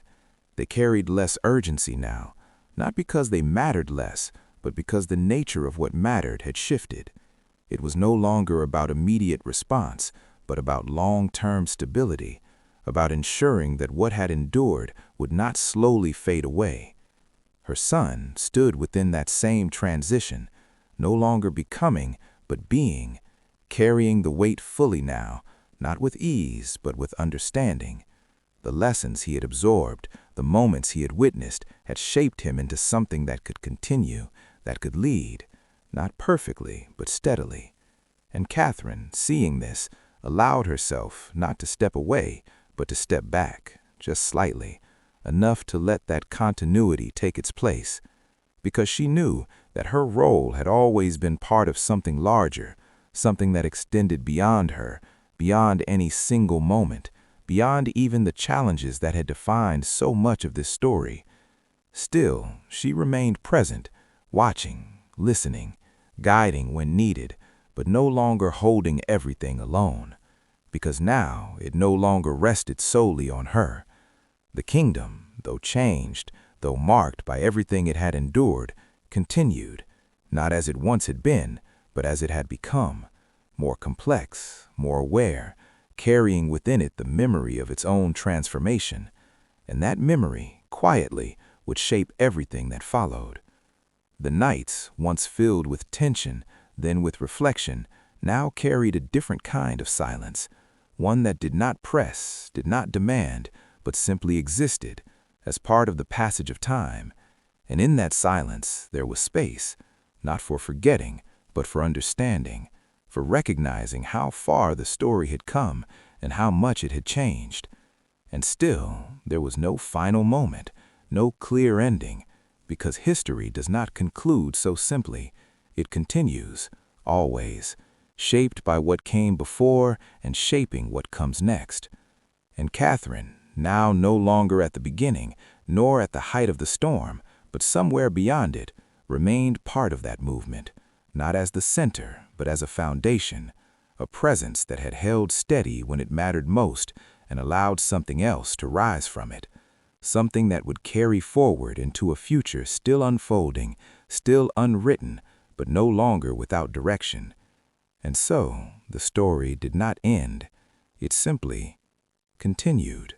And in that continuation, there came a phase that felt almost ordinary. Not because everything had been resolved, but because the extraordinary had become familiar. The weight that once felt constant had softened, not disappeared, but settled into the background like a distant presence no longer demanding attention. Days passed, without urgency, without sudden disruption, and that, in itself, felt unusual.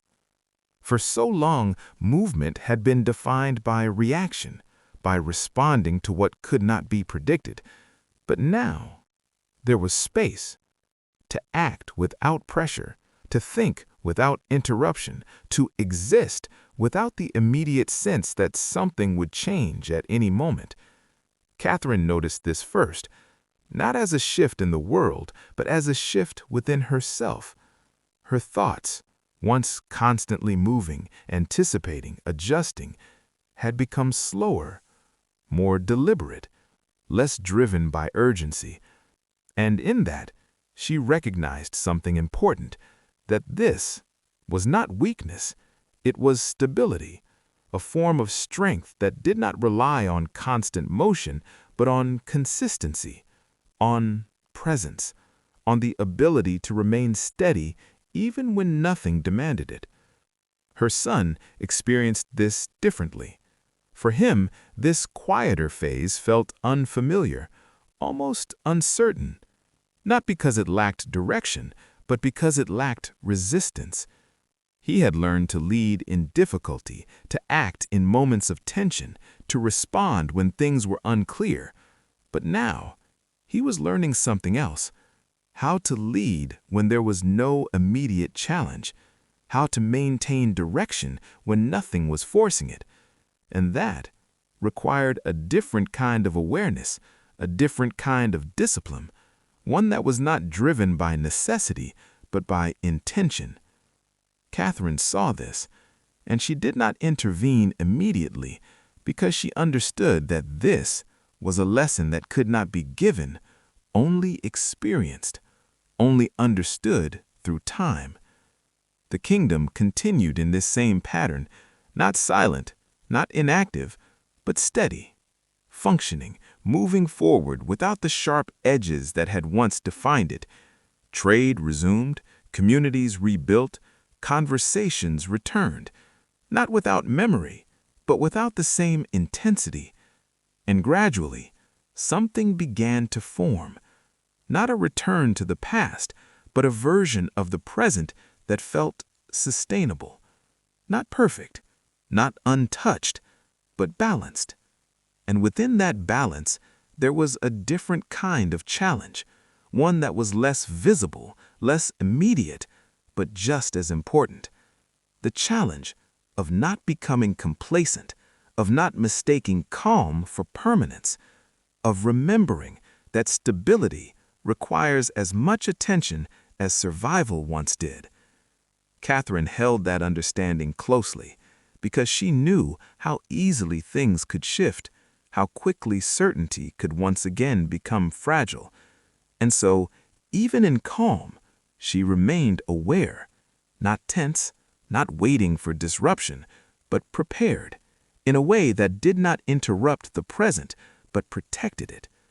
Her son began to understand this too, slowly, not through instruction, but through observation, through the quiet realization that leadership was not defined only by moments of crisis, but by what happened between them, by how the path was maintained even when nothing seemed to threaten it. And as that understanding grew, so did his presence, not louder, not more forceful, but more consistent, more grounded, more aligned with what the kingdom had become. Time moved on, not marked by events, but by continuity.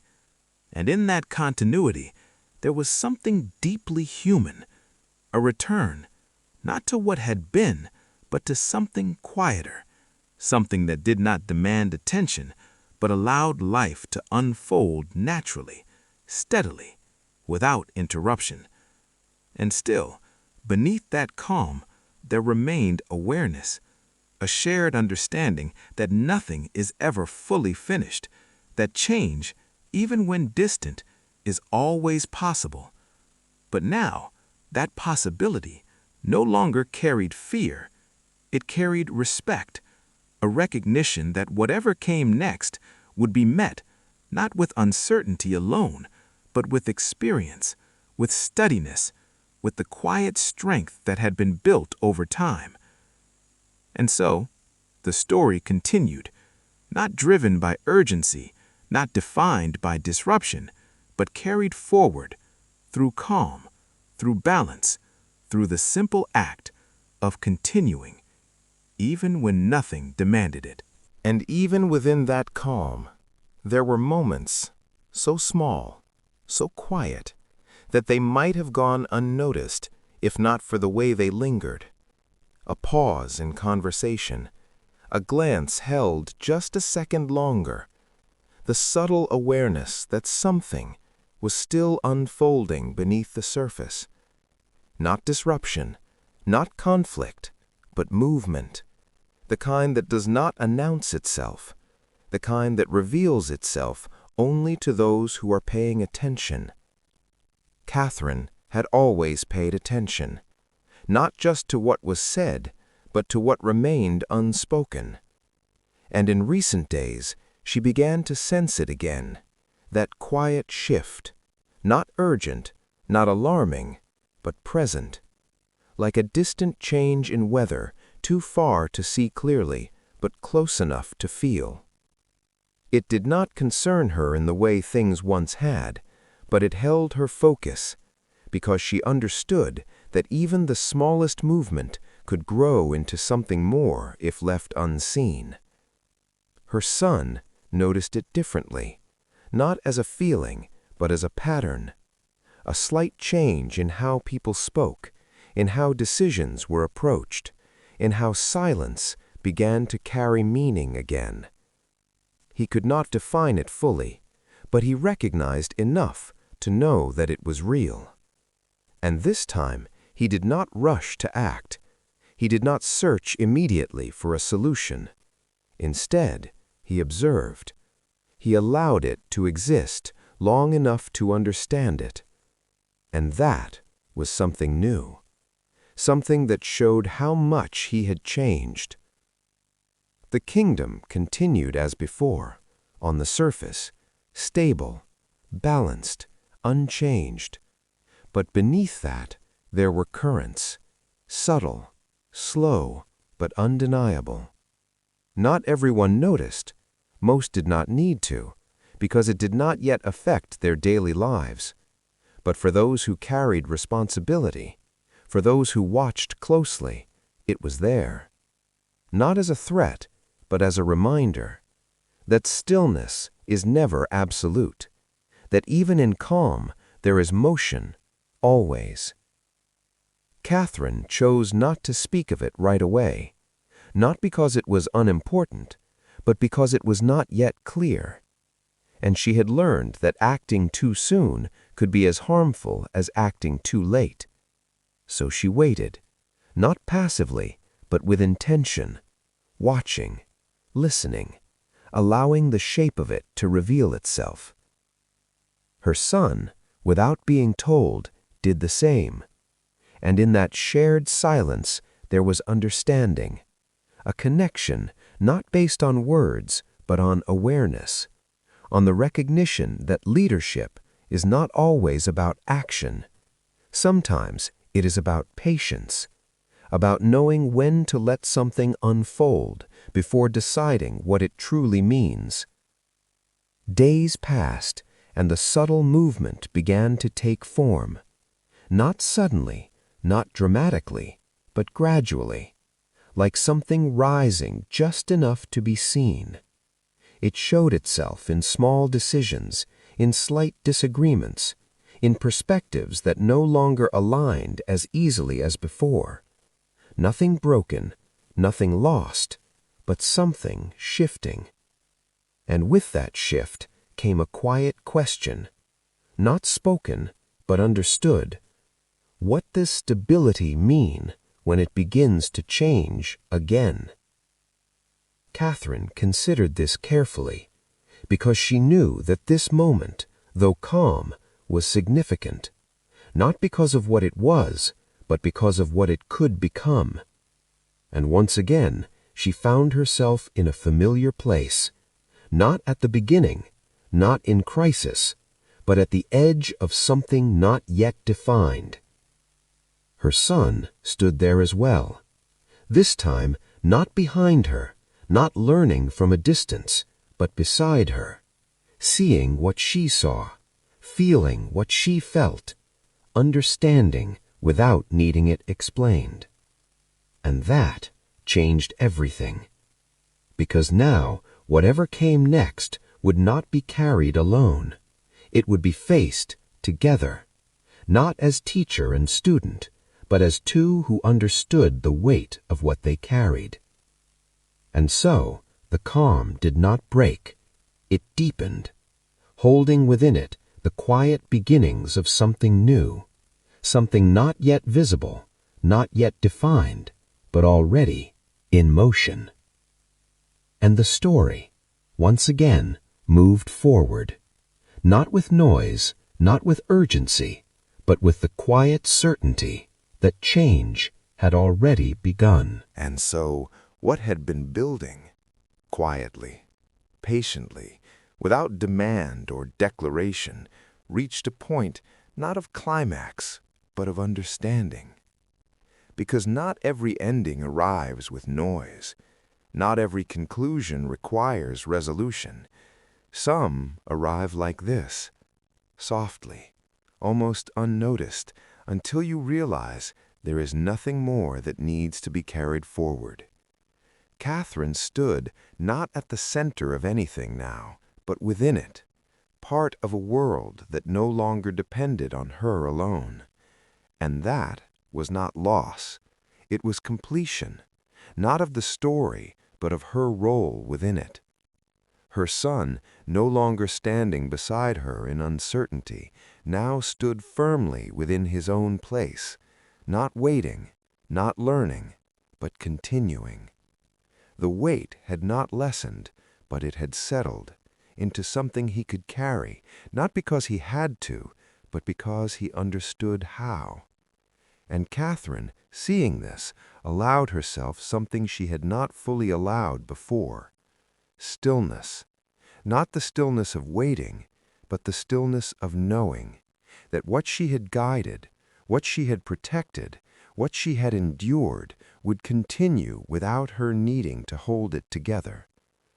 The kingdom, no longer defined by its past struggles, but shaped by them, stood in quiet balance, not perfect, not unchanging, but steady, alive in a way that did not demand attention, but held its own presence.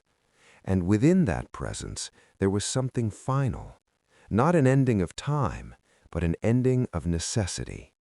The need to push forward, to hold tightly, to resist what might come, had softened, because now there was trust in what had been built, in what had been learned, in what would continue, even without guidance, even without control.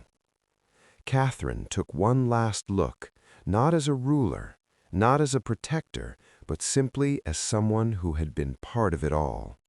And in that moment, there was no regret, no lingering question, no unfinished weight, only recognition that everything had led here, to a place where nothing more needed to be proven, nothing more needed to be held together, because it already was. And so, without ceremony, without announcement, she stepped back, not away from the world, but away from the role that had once defined her. And the world did not stop. It did not falter. It did not call her back. It continued exactly as it should, carrying forward not her absence, but her impact, woven into everything that remained. Her son did not turn immediately, did not reach back, because he understood this was not separation, this was transition, and in that understanding there was respect. quiet, deep, unspoken. Time moved, as it always does, uninterrupted, unconcerned, steady in its passage. And the story, the long, quiet, unfolding story that had carried through uncertainty, through change, through calm and motion alike, reached not an end, but a rest, a place where it no longer needed to continue, because everything it needed to become already had. And in that rest there was something rare, something complete, not perfect, but whole. And so, gently, without final words, without a closing line, the story simply came to stillness.